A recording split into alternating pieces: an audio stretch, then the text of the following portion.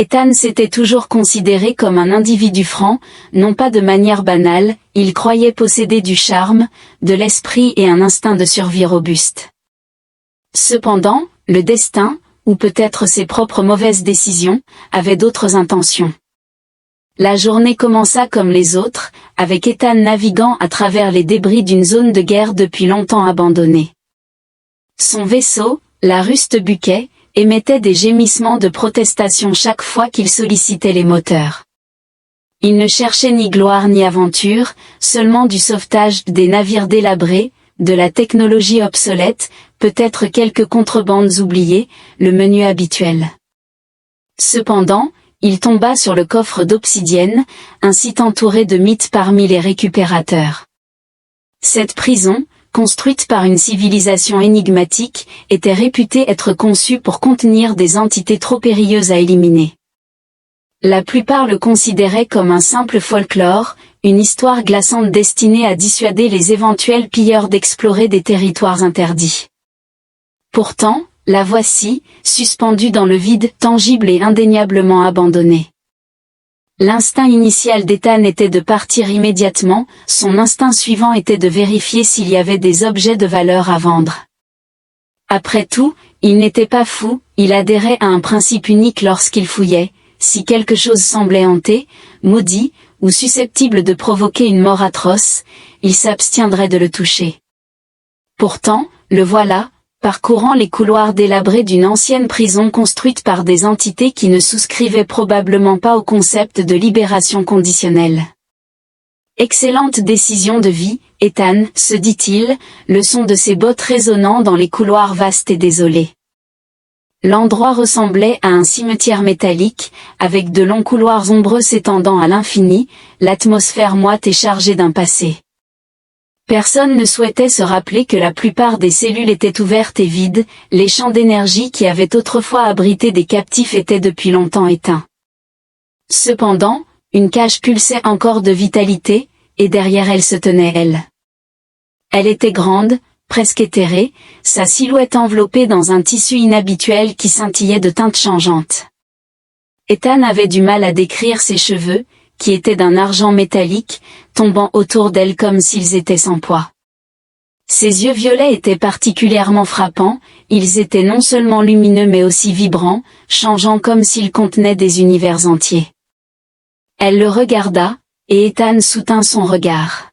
« Eh bien, remarqua-t-il enfin, brisant le silence, je suppose que j'aurais dû m'y attendre. » Sa voix, lorsqu'elle parlait, était douce et contrôlée, néanmoins, un courant sous-jacent de désespoir et d'espoir s'entremêlait en dessous. « Vous devez me laisser sortir, implora-t-elle. Ethan expira, passant une main dans ses cheveux en désordre. « Voici le cœur du problème, je crois que chaque mauvaise décision dans l'histoire provient d'un homme qui ouvre une porte qui était manifestement verrouillée pour une raison. » Elle inclina la tête. « Je ne suis pas une métaphore de porte. » Ethan murmura, « Laisse tomber. » Ses doigts s'enroulèrent autour de la barrière d'énergie lumineuse, qui sifflait et crépitait à son toucher, comme si elle peinait à maintenir son intégrité. « Je suis ici depuis plus longtemps que tu ne peux l'imaginer, » dit-elle, sa voix maintenant plus douce, presque implorante. « Et je ne suis pas censée être ici. » Ethan croisa les bras. « Ouais, qui t'a mis ici ?» Elle hésita. « Ceux qui ont construit cette prison. » Et étaient-ils ? Je ne sais pas. Mal.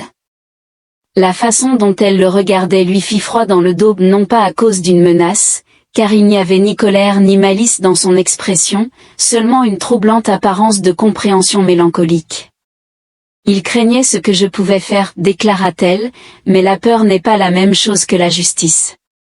C'était agaçant poétique, Ethan détestait quand les gens faisaient des arguments convaincants tout en posant simultanément des menaces existentielles potentielles.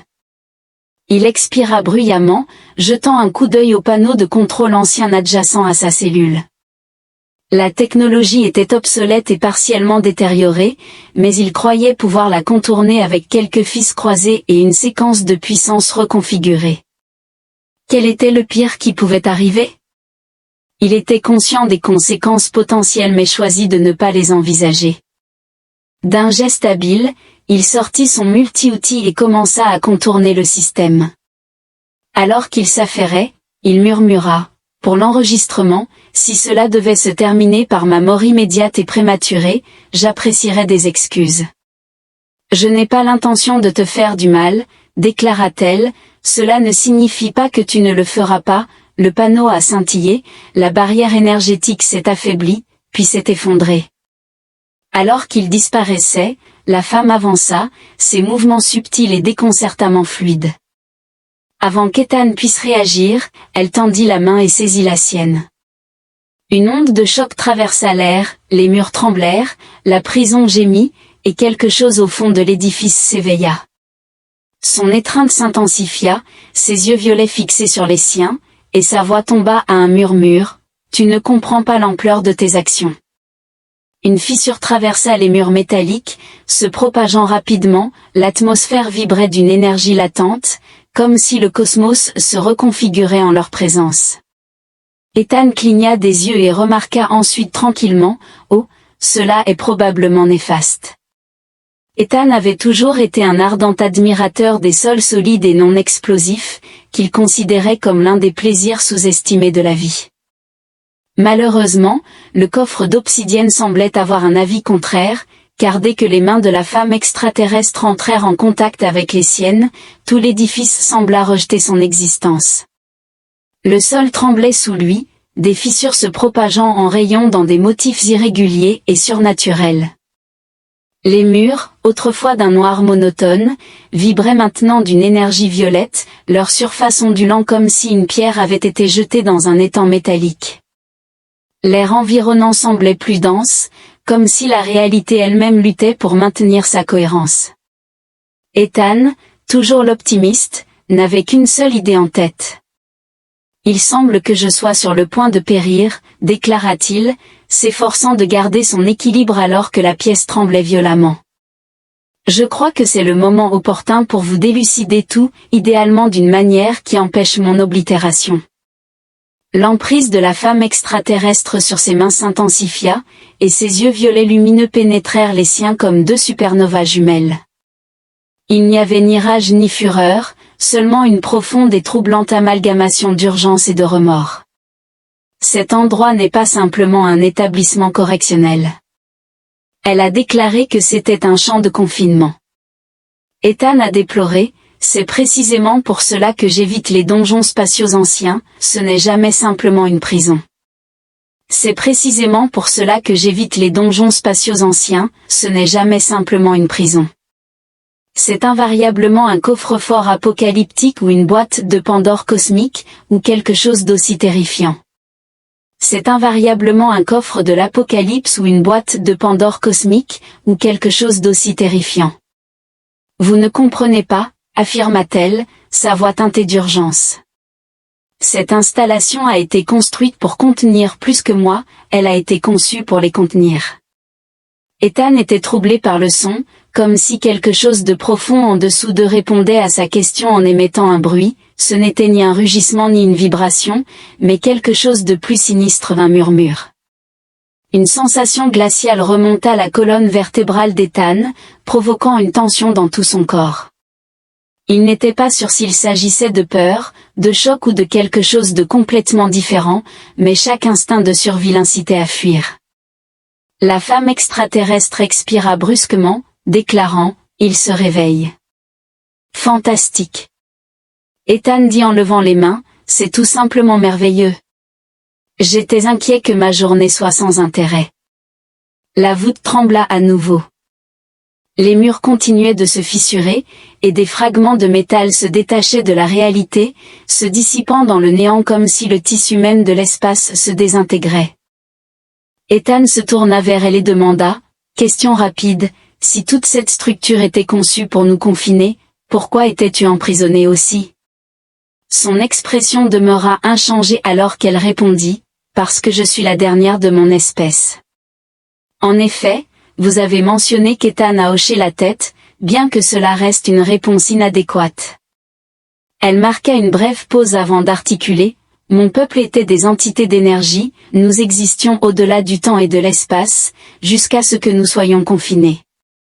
Ethan plissa les yeux en la regardant. Alors, tu as été confiné à cause de ton pouvoir excessif? Elle resta silencieuse. Son cœur se serra. Tu n'étais pas prisonnière ici, n'est-ce pas? Elle détourna le regard. Ethan murmura une malédiction entre ses dents, tu étais essentiel au champ de confinement. Un autre tremblement secoua le coffre, et les chuchotements s'intensifièrent, ils sont proches. La femme extraterrestre parla, sa voix presque submergée par l'énergie croissante qui les entourait. Ethan poussa un soupir prolongé et exaspéré. Permettez-moi de supposer que si nous ne quittons pas cet endroit immédiatement, nous sommes tous sur le point de vivre une épreuve des plus désagréables. La femme reconnut une période extrêmement difficile. Ethan joignit les mains avec exubérance, puis pivota rapidement et se précipita vers le couloir le plus proche, en exhortant « Partons avant que les entités cauchemardesques venues d'au-delà de l'espace ne nous rattrapent.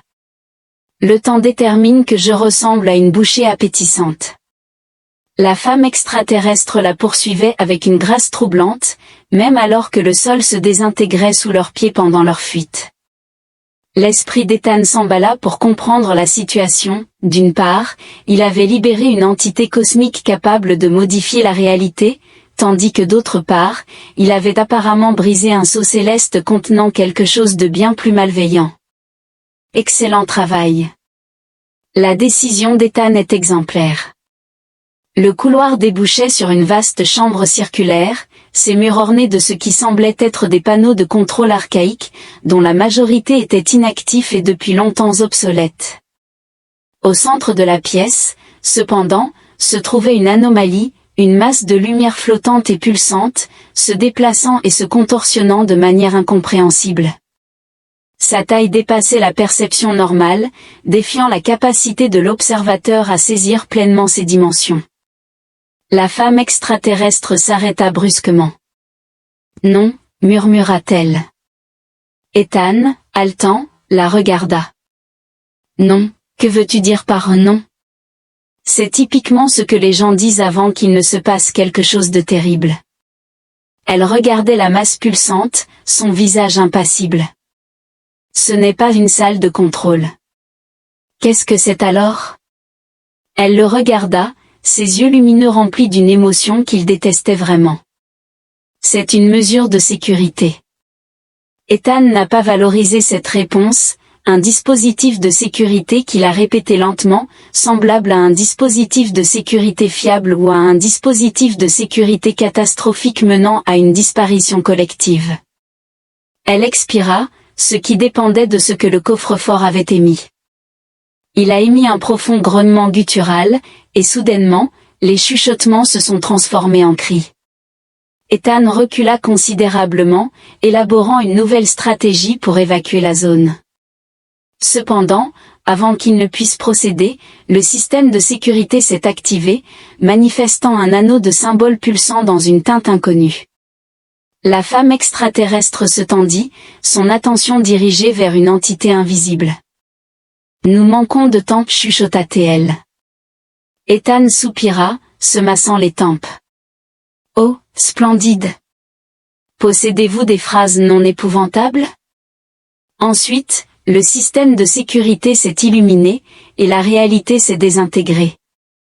Ethan adhérait à plusieurs principes fondamentaux pour survivre dans la galaxie, parmi eux, en plus de ne jamais faire confiance à un chasseur de primes souriant et d'éviter la nourriture de rue sur les planètes habitées par des créatures ayant plus de 2 estomacs, il y avait l'impératif de s'abstenir d'interagir avec des objets luminescents anciens qui se matérialisent dans un piège mortel en train de s'effondrer.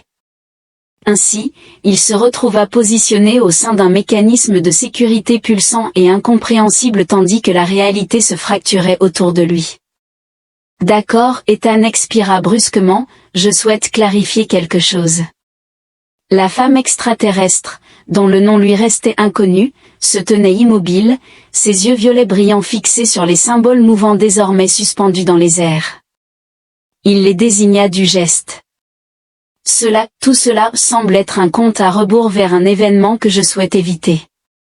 Les symboles pulsaient dans une cadence troublante, comme si une entité invisible les observait.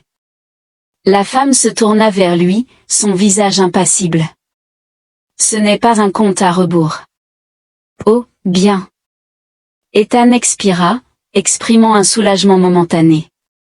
Je croyais que c'était un. Évaluation. Ethan cligna des yeux. Je m'excuse, mais pourriez-vous clarifier ce que le dispositif de sécurité implique? Les architectes l'ont conçu, expliqua-t-elle. Si la prison était jamais compromise, elle s'activerait et déterminerait s'il fallait tout anéantir à l'intérieur. Ethan la regarda, puis les symboles lumineux, et retourna son regard vers elle. Alors, il demanda en se frottant les tempes, pour être parfaitement clair, nous sommes actuellement situés dans un système de sécurité cosmique qui détermine s'il doit nous anéantir? Oui, Ethan poussa un long soupir exaspéré. Pourquoi n'est-ce jamais simplement une capsule de sauvetage? Pourquoi n'est-ce jamais un couloir agréable menant à la sécurité et à une nourriture nourrissante? Les murmures dans l'air devenaient de plus en plus forts, les symboles de sécurité commençaient à se déplacer, réarrangeant leurs mouvements de manière troublante et vivante. Ethan détestait cela. Il se tourna vers la femme extraterrestre. S'il te plaît, dis-moi que tu sais comment éteindre ça. Elle hésita. Ce n'était pas bon signe. Je pourrais, admit-elle, mais cela nécessiterait. Avant qu'elle ne puisse finir, le mécanisme de sécurité se déchaîna. L'air se déforma et soudain, Ethan sentit quelque chose de froid et de massif appuyé contre son esprit, comme si une présence impossiblement grande le scannait, feuilletant son existence comme des pages d'un livre. Il chancela, haletant. Oh non, non, pas fan de ça. La femme extraterrestre grimaça, fermant les yeux pendant une fraction de seconde. Ethan réalisa qu'elle le ressentait aussi. Puis le mécanisme de sécurité parla, non pas en mots, non pas en langage, mais en connaissance. Ethan sut soudain des choses qu'il n'était pas censé savoir. Il savait que le coffre d'obsidienne avait été construit il y a des éons, non pas comme une prison, mais comme une unité de confinement de dernier recours pour des entités qui n'auraient jamais dû exister. Il savait que les architectes avaient failli détruire, ils s'efforcèrent de le construire, reconnaissant que cet endroit représentait leur ultime effort avant de disparaître de l'histoire, et le plus troublant de tout, ils savaient ce qui était emprisonné sous eux. Les genoux d'Ethan faillirent céder. Nous sommes condamnés, s'exclama-t-il en voyant le comportement nerveux de la femme extraterrestre. Le système de sécurité évalue notre situation. J'ai observé la réaction soudaine d'Ethan, elle a pénétré ma conscience comme un douanier scrutant des méduses de contrebande. Les symboles de sécurité renforcés intensifièrent leur luminosité, et soudainement, le murmure cessa. La respiration d'Ethan se bloqua. Que vient-il de se passer, demanda-t-il. La femme fronça les sourcils, déclarant, cela en est arrivé à une conclusion. Ethan se prépara. Le symbole de sécurité se déplaça une dernière fois, puis, aussi rapidement qu'il était apparu, il disparut. L'atmosphère est redevenue normale, allégeant le fardeau oppressant sur l'esprit d'Ethan. Pendant un bref instant, le silence s'installa, suivi d'un gémissement sinistre provenant du coffre au loin. Ethan exhala, c'était terrifiant. Pouvons-nous partir maintenant? La femme, quant à elle, continuait de fixer la zone où les symboles avaient existé, son visage impassible. Il ne nous a pas effacés, murmura-t-elle. En effet, je suis profondément reconnaissant pour cela, remarqua Ethan, avançant dans ce qui semblait être un tunnel intact. J'aimerais avoir l'occasion de contempler tout ce scénario de survie, mais étant donné que le coffre-fort est apparemment en train de se désintégrer, je propose que nous avancions. Ethan s'arrêta net, se retournant lentement vers elle. Je veux dire, oui, c'est une bonne nouvelle, non? Elle secoua la tête, les yeux brillant d'un éclat plus intense. Tu ne comprends pas, le système de sécurité. Le système de sécurité était conçu pour effacer tout ce qu'il jugeait trop dangereux pour rester libre. L'estomac d'Ethan se serra et il a juste décidé que tu n'étais pas dangereux. Elle avala. Non, un frisson glacé parcourut sa colonne vertébrale. Il a décidé que je n'étais plus la chose la plus dangereuse ici. Le coffre-fort émet un craquement assourdissant et soudain, un nouveau son remplit l'air, pas des murmures, pas de statique, mais quelque chose de bien pire, un rugissement guttural et tourbillonnant. Quelque chose en dessous d'eux s'était réveillé. Ethan pâlit. Oh, c'est probablement mauvais, la femme extraterrestre lui a attrapé le poignet, nous devons courir pour une fois. Ethan dit alors que le plafond commençait à s'effondrer, je suis complètement d'accord avec toi. Et ensemble, ils ont couru. Ethan courait pour sa vie, ce qui, pour être juste, n'était pas une expérience inconnue pour lui. Il avait échappé à des seigneurs de guerre en colère, à des usuriers solitaires avec des fusils à plasma, et à une ex-petite amie particulièrement vengeresse qui avait juré de le jeter dans un trou noir. Mais ça, c'était pire, parce que ceux qui les poursuivaient maintenant n'étaient ni en colère, ni vengeurs, ni même particulièrement investis dans Ethan. Ethan, en tant qu'individu, était affamé tandis que le coffre-fort tremblait autour d'eux.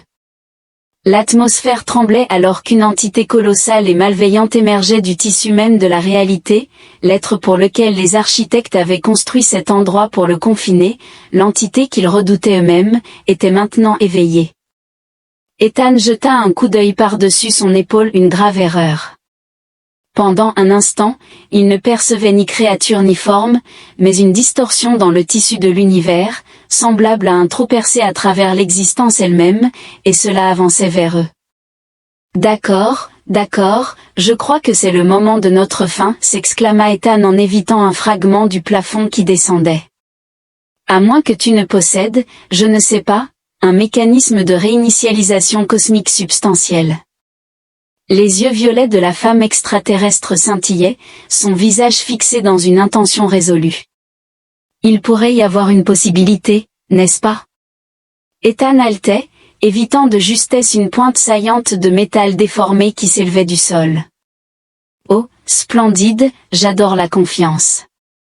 Elle saisit son poignet, le propulsant en avant avec une force extraordinaire. Le système de sécurité nous a libérés, bien qu'il reste lié au coffre-fort, si nous pouvons atteindre le noyau avant qu'il ne s'effondre complètement. Je peux essayer de fermer la brèche. La voix d'Ethan, aiguë et frénétique, soulignait l'urgence de leur situation. Un autre rugissement résonna, plus une intrusion mentale qu'un son audible. L'entité qui les poursuivait accéléra, sa présence déformant la réalité comme des ondulations dans l'eau. Devant se dressait une sortie, plus précisément, une vaste porte en ruine qui s'ouvrait sur une chambre colossale irradiant une lumière troublante et familière. Le noyau, déclara la femme extraterrestre. Nous devons l'atteindre en premier. Elle interrompit sa phrase alors que la distorsion derrière eux se précipitait en avant, faisant basculer le monde sur le côté. Ethan n'eut guère le temps de comprendre la sensation de tomber dans le vide avant que lui et la femme ne s'écrasent sur le sol glacé de la chambre centrale du coffre-fort. Pendant un instant, le silence les enveloppa, puis la chambre éclata d'activité. Flottant au-dessus, suspendu comme une petite étoile, se trouvait le noyau du coffre-fort, une entité d'énergie pure oscillant à travers des couleurs inexistantes, résonnant avec une force qui faisait frissonner la peau d'Ethan. La femme extraterrestre se tenait droite, ses cheveux argentés scintillant à la lumière. Je peux reconfigurer le piège énergétique du noyau une fois de plus. Ça a l'air excellent, remarqua Ethan en gémissant en se redressant. Cependant, combien de temps cela prendra-t-il, compte tenu de l'horreur cosmique insondable qui se déroule derrière nous? Le sol trembla violemment alors que la distorsion avançait, sa forme se déformant de manière que l'esprit d'Ethan ne pouvait comprendre. La femme ne répondit pas, elle avait déjà avancé, levant les mains vers le noyau. Ethan fit un pas en arrière avec hésitation.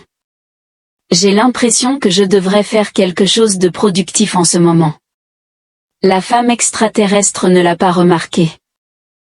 Alors retarde-le. Ethan cligna des yeux. Oh, tu parles de moi? Oui, temporiser l'horreur du vide Eldritch.